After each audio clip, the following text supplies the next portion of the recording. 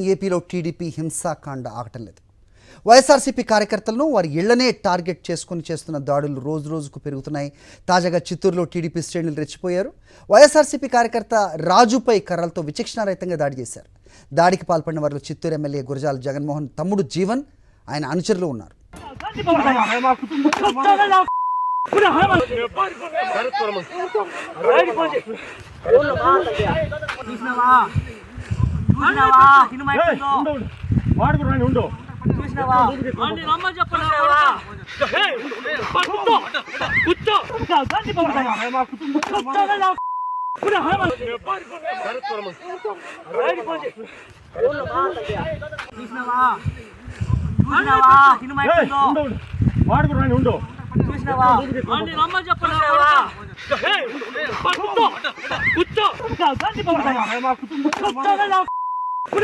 ఘటనలపై, ముఖ్యంగా చిత్తూరులో జరిగిన ఘటనపై అప్డేట్స్ మా కరెస్పాండెంట్ మూర్తిని అడిగి తెలుసుకుందాం. మూర్తి, ప్రతిరోజు ఈ దాడుల వార్త లేనిదే మనకి చూస్తున్నాం. ప్రతిరోజు కూడా సంఘటనలు పునరావృతం అవుతూనే ఉన్నాయి. వీటిపై చర్యలకు మాత్రం పోలీసులు కానీ అధికారులు కానీ ఏ చర్యలు తీసుకోని పరిస్థితి. ఏం జరిగింది? చిత్తూరులో ఒక వ్యక్తిని పట్టుకొని ఈ విధంగా దాడి చేస్తున్న దృశ్యాలు ఏం జరుగుతోంది? అప్డేట్స్ ఏంటి?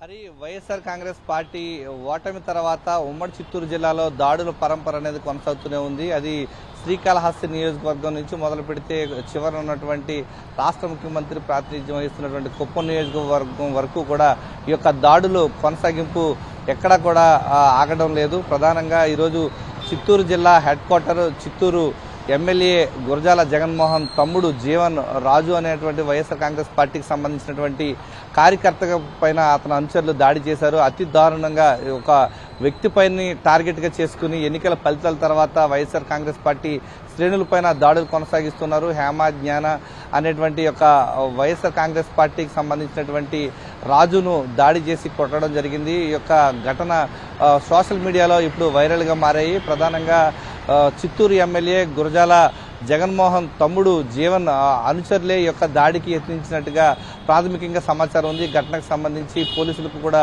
వైఎస్ఆర్ కాంగ్రెస్ పార్టీ శ్రేణులు ఫిర్యాదు చేశాయి. ప్రధానంగా మూర్తి, జరుగుతున్న దాడిలో ఎమ్మెల్యే తమ్ముడు ఉన్నాడా జీవన్? మనం చూస్తున్నాం కదా స్క్రీన్ మీద దృశ్యాలు.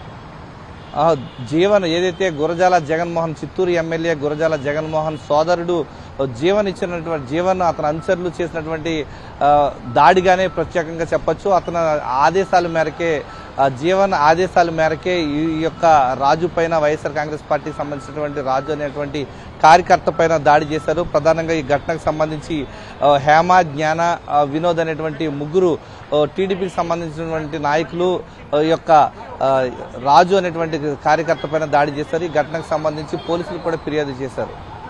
రైట్, ఏమైనా చర్యలు ఉండబోతున్నాయా? లేదంటే ఈ రోజు వరకు మనం చూస్తున్న ఏ దాడుల పైన కూడా పోలీసులు వాళ్ళు పక్కనే ఉండి చూస్తున్న దృశ్యాలు కూడా మనం చూసాం. సో దీనిపైన ఏమైనా చర్యలు ఉంటాయా అంటే ఏం చెప్తారు?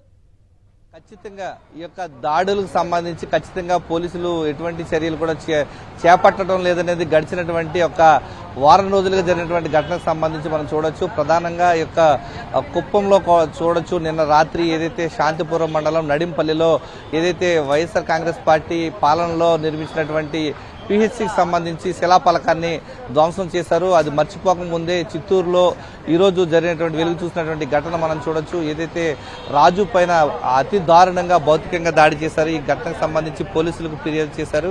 దీనిపైన పోలీసులు చర్యలు ఏ విధంగా తీసుకుంటారనేది మనం వేచి చూడాలి. ఘటనకు సంబంధించి ఓవైపు భౌతికంగా అతి క్రూరంగా వైఎస్ఆర్సీపీ శ్రేణులను టార్గెట్గా చేసుకుని దాడులు కొనసాగుతున్నప్పటికీ పోలీసులు సకాలంలో స్పందించకపోవడం కూడా ఒక బాధాకరమైన విషయంగా తెలుస్తోంది. రైట్ మూర్తి.